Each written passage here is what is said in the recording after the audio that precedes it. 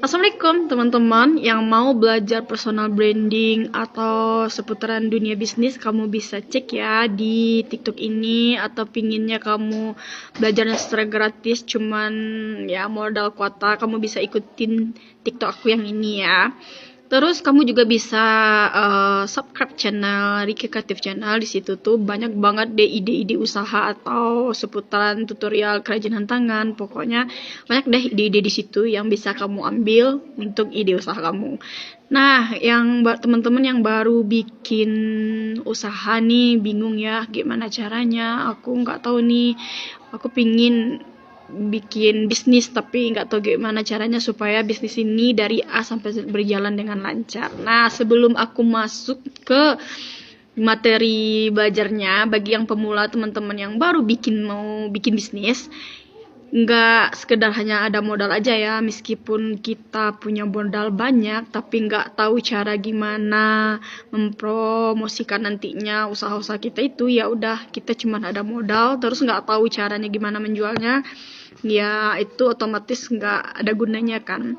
Jadi kebanyakan orang tuh kan butuhnya modal dulu ya. Meski ada modal terus kita buat produk dan kita tidak tahu bagaimana cara meningkatkan kualitas produk kita, nah itu sia-sia aja ya modalnya. Mungkin saja habis beli bahan atau apa yang mau dibisniskan itu akan tidak berjalan dengan efektif gitu. Nah, sekarang nih teman-teman udah ada punya modal nih, terus kamu pingin bikin usaha apa? Nah, sesuai dengan keinginanmu ya.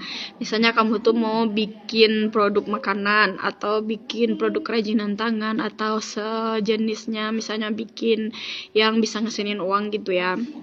Nah, sebelum kamu masuk ke mana kamu pinginnya usahanya, aku bikin contoh satu ya.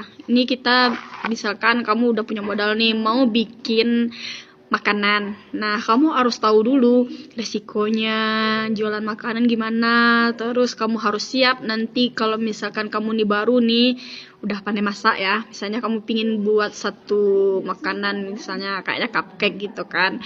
Nah, kamu harus tahu kemana mau kamu letakin, kemana kamu jualan. Terus misalnya kamu nih udah mantap nih mau bikin cupcake gitu kan, rasanya udah enak nih. Nah, kamu pingin letakin ke warung-warung, terus ke teman-teman kamu, misalnya kamu tuh kerja di kantoran gitu. Nih, aku bikin cupcake, bisa deh untuk misalnya kue ulang tahun atau yang sejenisnya gitu ya. Karena kamu misalnya bikin cupcake yang dihiasnya untuk ulang tahun gitu kan. Itu kan banyak aku lihat tuh kayak kue cupcake itu disusun tulisannya ada happy birthday gitu. Nah, cupcake tuh dihias gitu kan. Kita harus kreatif gitu.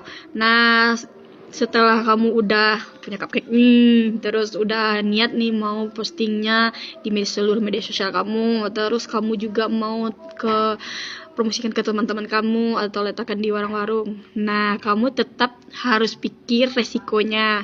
Misalkan nggak ada terjual gitu, misalnya kamu udah promosi nih, kamu udah letakkan di warung-warung, nyatanya nggak sesuai dengan ekspektasi kamu terjual. Misalkan di warung-warung cuman terjual 5 atau 10, jangan kamu tuh langsung nggak, besok lagi nggak mau bikin